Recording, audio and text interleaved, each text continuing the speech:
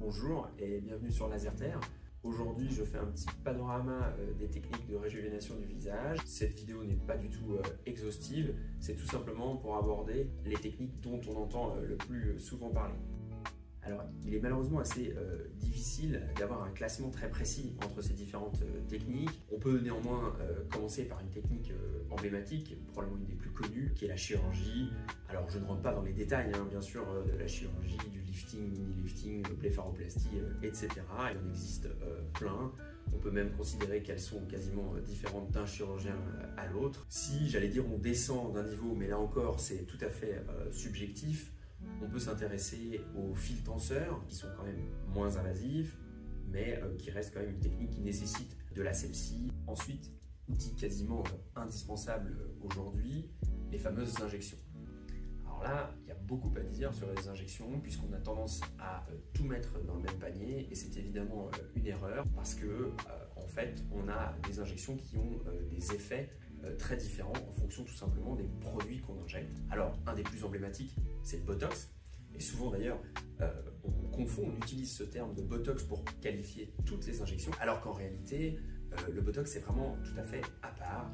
Il a un effet sur les muscles paralysant ou en faisant ce qu'on appelle une paralysie incomplète, une parésie. Il a un effet sur la diminution des rides, notamment sur le tiers supérieur du visage, où il est redoutablement efficace. Néanmoins, il n'a aucun effet volumant et il agit entre autres en prévention. Et puis, il y a bien sûr tout ce qui est effet volumant avec le fameux acide hyaluronique, bien entendu, mais il en existe d'autres, comme par exemple l'hydroxyapatite, qui en plus a l'intérêt de stimuler les fibroblastes et donc la production de collagène et d'élastine.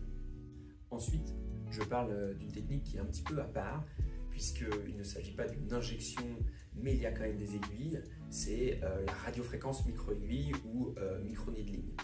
Et ça, comme son nom l'indique, eh bien, il y a des petites aiguilles qui vont sous la peau, mais il n'y a pas de produit injecté. Il y a un effet par contre thermique avec cette fameuse radiofréquence qui va chauffer le derme en profondeur. Et là, on obtient des effets tenseurs, ainsi que de la stimulation des fibroblastes et donc production de collagène et d'élastine encore une fois. Alors ensuite, élément incontournable de la régénération, les lasers. Alors là aussi, très difficile de hiérarchiser les lasers entre eux. On peut tenter de les classer des moins invasifs aux plus invasifs. Alors les lasers les moins invasifs vont faire ce qu'on appelle de la photobiomodulation. Ces lasers-là d'ailleurs se rapprochent de ce qu'on peut faire avec de la LED. Et puis viennent ensuite les lasers fractionnés, ce qu'on appelle notamment les picofractionnés. Il y a aussi les lasers semi-ablatifs. Alors là, il en existe plusieurs sous-types. On peut citer le laser CO2 ou le laser Erbium-YAG, et puis enfin les lasers dits ablatifs. Alors, il faut éviter de tomber dans l'écueil. Le plus d'effets secondaires égale le mieux. Néanmoins, c'est quand même assez souvent corrélé, et évidemment, plus ces lasers-là vont aller stimuler, régénérer la peau, en général, plus il va y avoir d'effets secondaires, mais aussi, évidemment, il va y avoir plus d'effets tout court derrière, et le résultat va être plus significatif sur l'aspect régénération. Enfin, dernière technique qu'il faut absolument aborder, ce sont les peelings.